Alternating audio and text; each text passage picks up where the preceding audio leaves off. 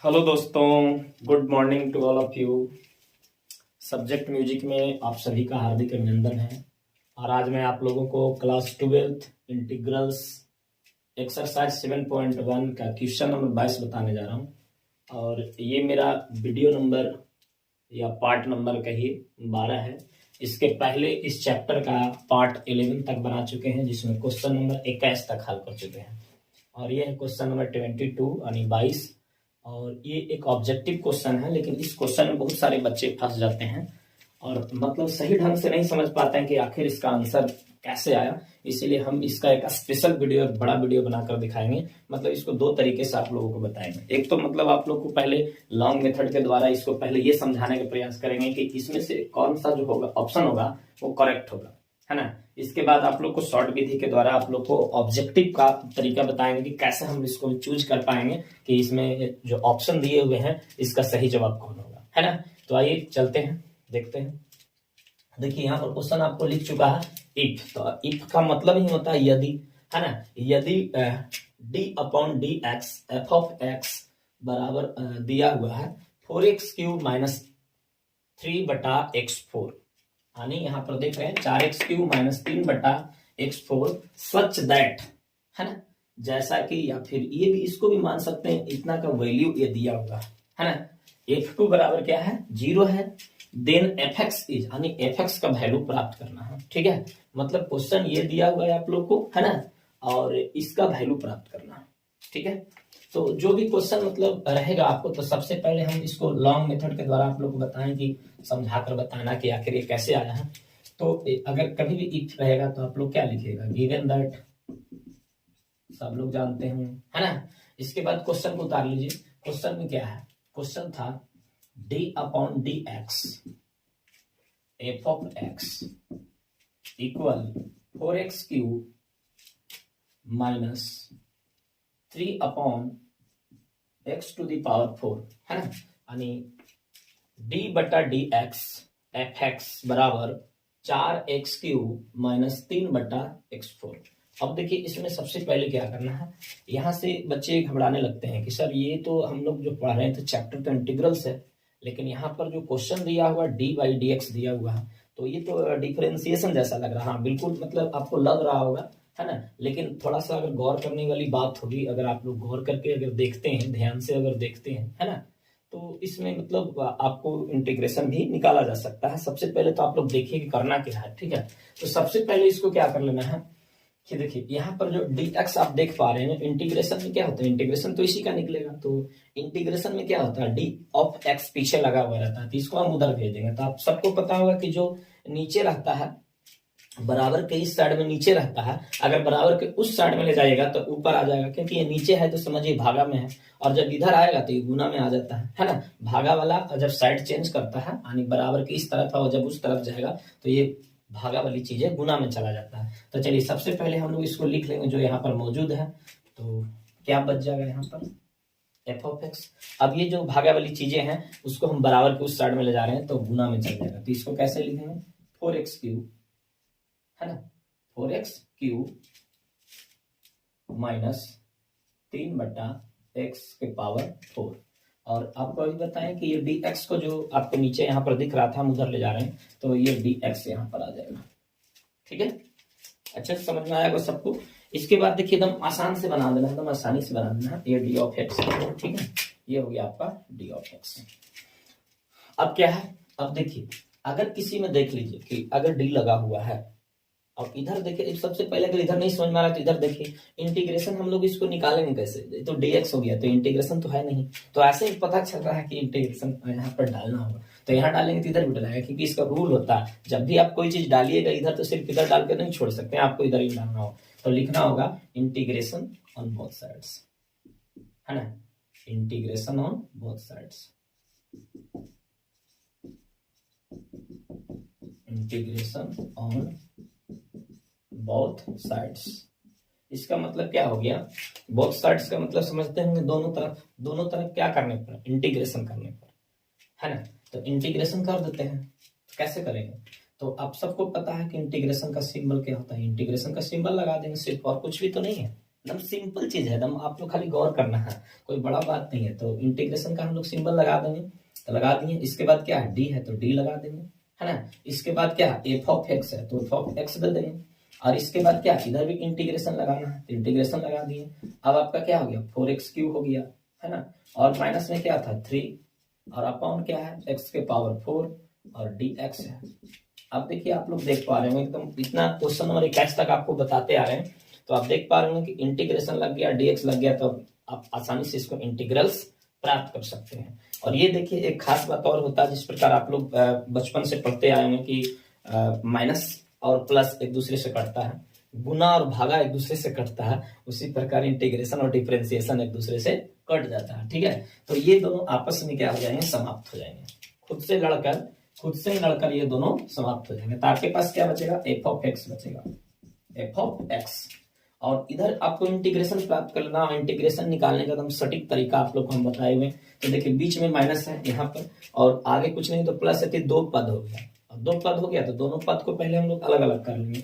चलिए अलग अलग इसको कर लेते हैं, है ना। तो ये क्या हो जाएगा, 4x³ और dx साथ में आता है, आप लोग को बताए हैं हम, dx। और इसके बाद एक और टर्म है, तो यहाँ पर भी इंटीग्रेशन देंगे, और 3/x के पावर 4 है, तो ये हो जाएगा 3/x के पावर 4, और ये हो गया dx, है ना। देखिए अलग अलग कर दिए हैं। अब सिर्फ इसको एफ ऑफ एक्स हम निकाल रहे हैं, तो इसको हल करते चले जाना है, ठीक है। तो हल और आगे क्या हो जाएगा, तो देखिए इसको थोड़ा सा और आगे हल कर रहे हैं हम आपको बताने के लिए। आप लोग को ये भी बताए थे कि अगर कांस्टेंट टर्म हो तो इंटीग्रेशन के बाहर आ जाता है। देखिए x³ का कोफिशिएंट के रूप में 4 आ रहा है, तो कोफिशिएंट जो होता है एक कांस्टेंट टर्म होता है, इसको हम लोग बाहर निकालेंगे। तो 4 को बाहर निकालेंगे तो क्या बचेगा, मेरे पास x³ बच जाएगा, और ये dx बच जाएगा, और ये माइनस बच जाएगा। यहाँ पर क्या बचने वाला है, यहाँ पर देखिए 3 जो है आपका कोफिशिएंट टर्म के रूप में आ रहा है, तो ये इसको हम लोग बाहर कर लेंगे। और अंदर में क्या बच गया, अंदर में देख लीजिए 1/x4, ऊपर कुछ नहीं बचा तो 1 बचेगा, क्योंकि ये नीचे x4 है, x4 dx। दिख रहा है सबको अच्छे से, है ना। एकदम अच्छे से देखिए, एकदम आसानी से आप लोग समझ जाएगा, किसी भी प्रकार का कोई दिक्कत नहीं होगा। अब देखिए एक चीज और आप लोग कर लीजिए, है ना, तो और भी अच्छे से समझ में आएगा।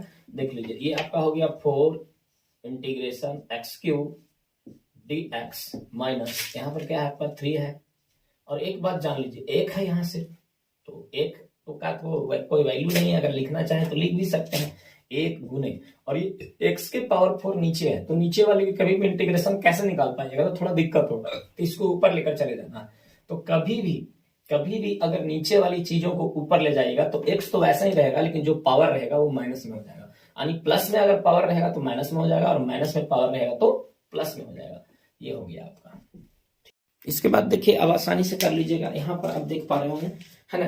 अब इसको सिर्फ क्या कर लीजिए, एक लाइन और आगे बढ़ा लीजिए, इसके बाद बनाइएगा 4 हो गया, और ये आपका इंटीग्रेशन हो गया, इसके बाद x³ हो गया, है ना, इसके बाद dx हो गया, इसके बाद माइनस है, इसके बाद आपका क्या है 3 है, इसके बाद फिर से इंटीग्रेशन है। और देखिए एक में किसी भी टर्म से अगर गुना होगा तो कोई फर्क पड़ने वाला नहीं है। जैसे एक में अगर 2 से हम लोग गुना करते हैं, एक में अगर 2 से गुना करते हैं तो 2 ही होता है, तो एक में अगर x के पावर -4 से गुना करेंगे तो x के पावर -4 ही रहेगा, ठीक है।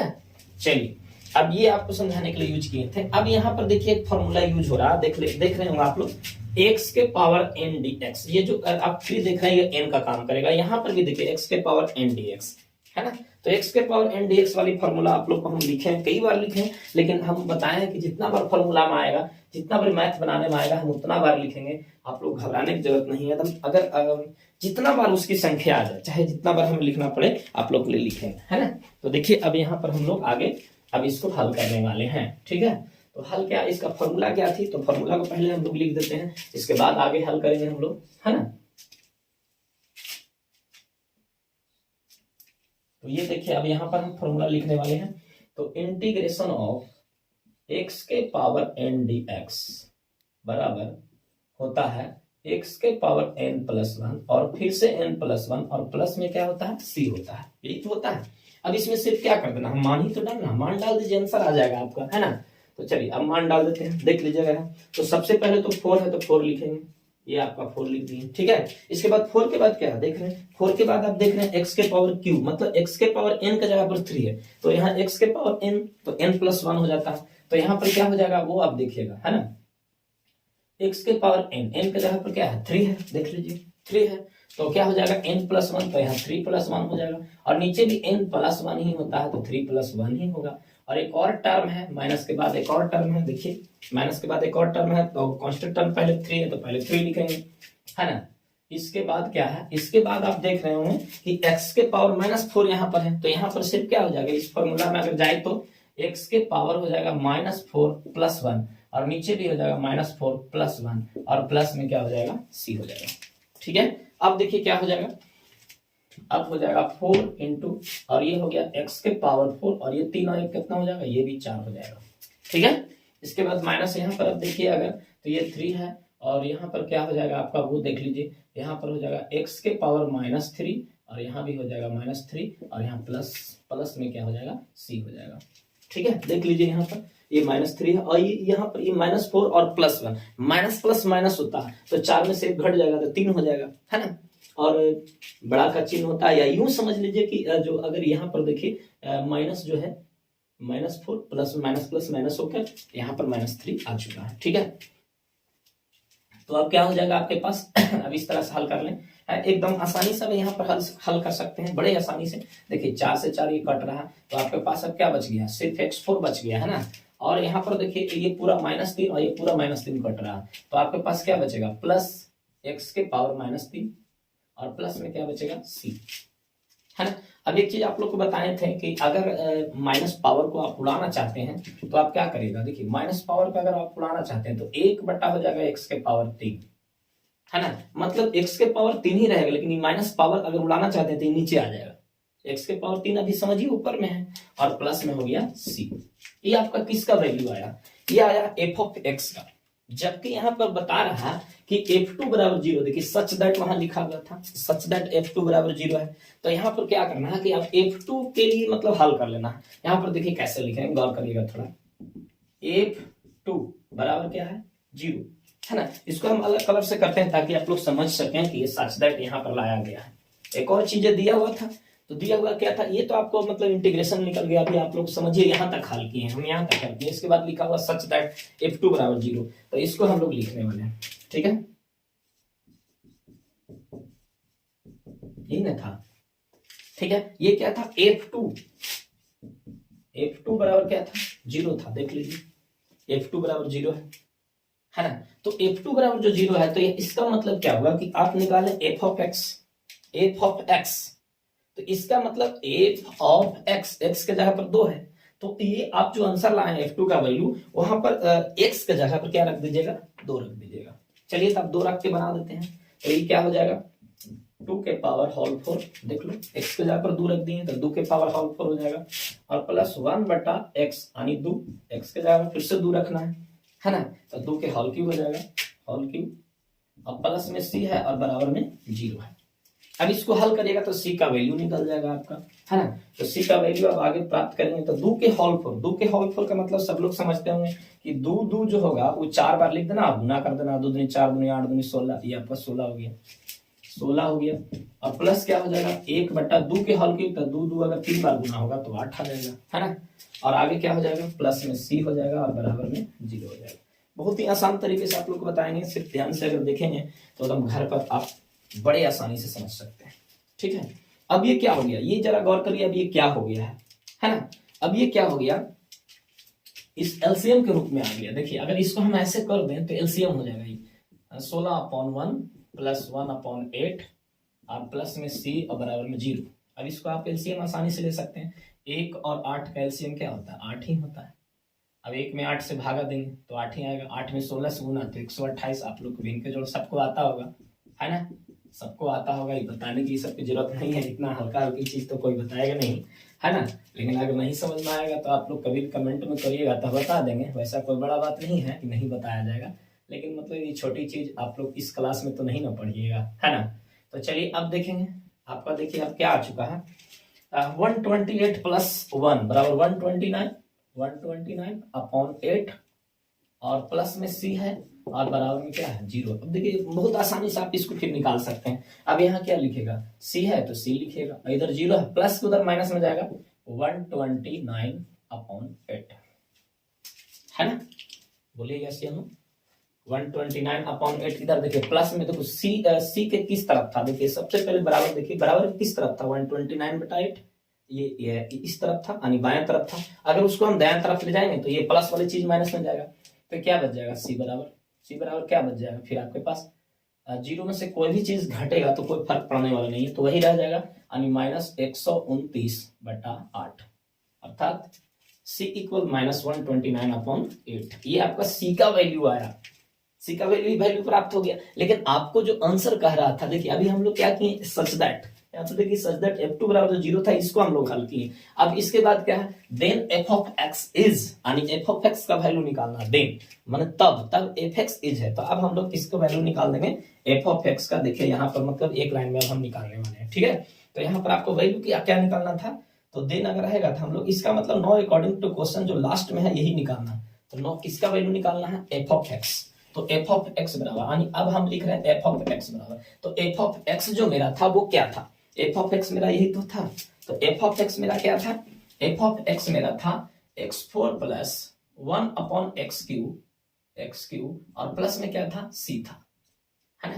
अब यहाँ पर क्या कर देंगे, x4 + 1/x⁻³ या x³ इसको पढ़ना है x³ और प्लस में c आप देख रहे होंगे, तो c कहां पर है, c कहां पर है, देखिए c का वैल्यू अभी निकालें, c का वैल्यू क्या है -129/8, -129/8 है ना।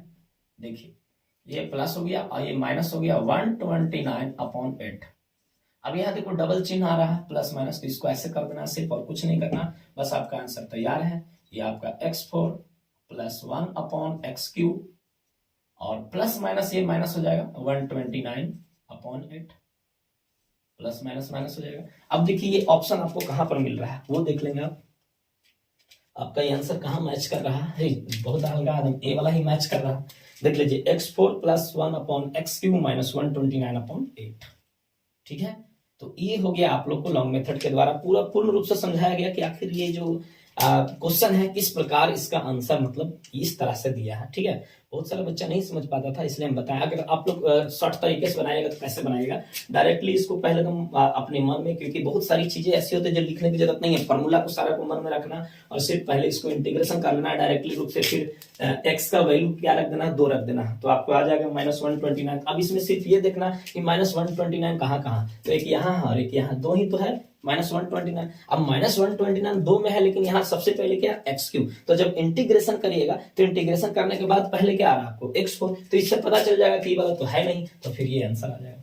फिर से एक बार समझा देते हैं शॉर्ट बनाने की विधि, है ना। सबसे पहले इसको इंटीग्रेशन करेंगे तो इंटीग्रेशन तो आ जाएगा। इंटीग्रेशन सबको पता है कि जब बनाइएगा तो ज्यादा फॉर्मूला इतना सारा यूज नहीं करना, डायरेक्टली हम लोग फॉर्मूला लगाएंगे और ये यहाँ पर ला देंगे जो कि इंटीग्रेशन लाया हुआ है। देखिए यहाँ पर इंटीग्रेशन लाया हुआ, तो x4 आपको दिख रहा है ना, तो x4 वाली चीजें इंटीग्रेशन आ गया, तो ऐसे ही मतलब दो पहले देख लेना है कि x4 वाली कितनी चीज है, इतनी चीज। देखिए इस तरह से भी बना सकते हैं, x4 वाली 2 चीज है इंटीग्रेशन आने के बाद। यहाँ पर तो सबसे पहले x होती है, दोनों ऐसे ही छट गया।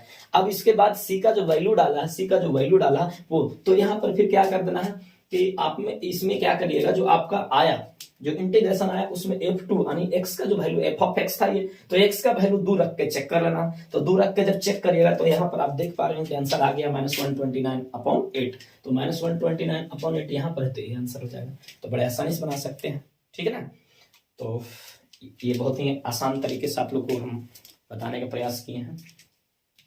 तो ये मेरा लास्ट क्वेश्चन था इस चैप्टर का, और 7.1 का पूरी कॉन्सेप्ट, पूरी थ्योरी, पूरी कॉन्सेप्ट, पूरी फॉर्मूला और पूरी चैप्टर को हम बताए हैं। तो आप लोग अगर नहीं देखे हैं मेरा वीडियो तो आप लोग जाइए और एकदम स्टार्ट से देखिए, एकदम अच्छे से समझ में आएगा और खूब अच्छे से समझाया गया है, एकदम स्टार्ट से बताया गया है। और अगले दिन से आप लोग को मिलेगा एक्सरसाइज 7.2 का स्टार्ट से वीडियो। अगर जो लोग नहीं पढ़े हैं तो अच्छे से पढ़िए और समझ लीजिए, है ना। तो मिलेंगे अगले वीडियो में, तब तक के लिए धन्यवाद, thank you, best of luck, जय हिंद।